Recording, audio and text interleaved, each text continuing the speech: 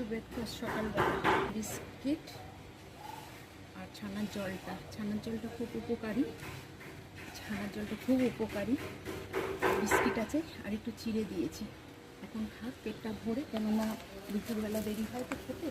আর খেয়ে দেখো লাগে তোর মাছি তাড়াবি পরে, তুই শুধু মাছি তাড়া, তুই খা। হ্যাঁ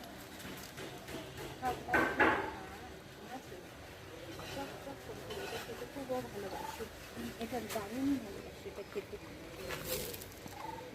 খুব ভালোবাসি। খাও, বৃষ্টি পড়ছে নাকি?